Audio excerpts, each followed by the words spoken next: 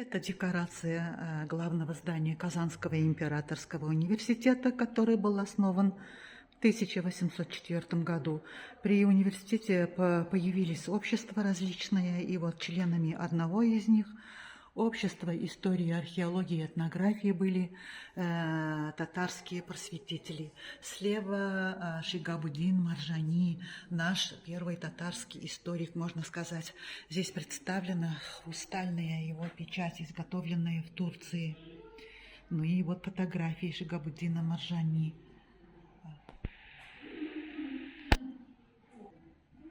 А справа мы видим Каюма Насыри, наш первый ученый, можно сказать, татарский просветитель, самый знаменитый просветитель. Чуть ниже документ такой,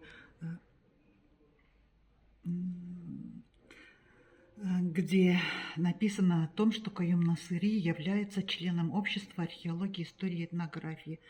Документ датирован 1896 годом. И астрономический глобус Каюма Насыри. Каюм Насыри – просветитель, родившийся в деревне Малые Шерданы Зеленодольского района, кончив медресе, приехал в Казань и в течение 14 лет обучался в Казани. Из семьи религиозных деятелей отец и дед были муллы.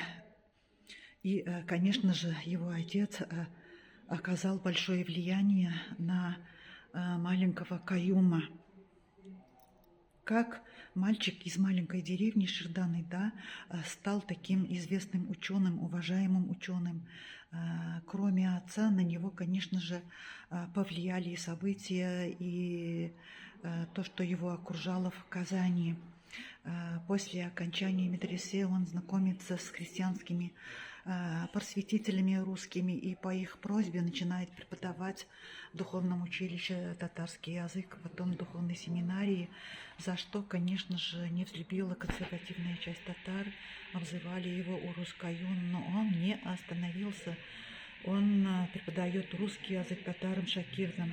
Несколько лет работает его школа татарская. Когда Каюм Насыри обратился к властям с просьбой разрешить издавать первые татарские газеты, ему отказали, но он настольные календари издает в течение почти 15 лет на свои средства. Каюм Насыри работает в разных отраслях, и этнографией увлекается, и археологией, и филологией. Написал множество книг по грамматике, по ботанике. Татарские просветители были из среды в основном религиозных деятелей. И вот в этой витрине также мы видим фотографию еще одного татарского просветителя Риза-эд-Дина Фахрдина, который еще был и писателем. Например, в повести «Селимя» он создал образ прекрасной татарки-мусульманки. Такие книги представлены XIX века. Маленький Коран. Начала 20 века. Больше о жизни Каюма Насыри можно узнать в Дом-музее Каюма Насыри. Здесь представлен макет Дома-музея. Является этот музей филиалом, нашим филиалом Национального музея.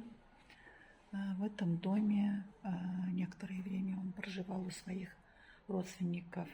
Ну а сегодня в деревне Малые Шерданы есть тоже библиотека-музей, и уже больше стали заботиться о его родной земле, и организовываются экскурсии даже. В этом году мы отмечали 200-летие со дня рождения нашего великого просветителя Каюма Насыри.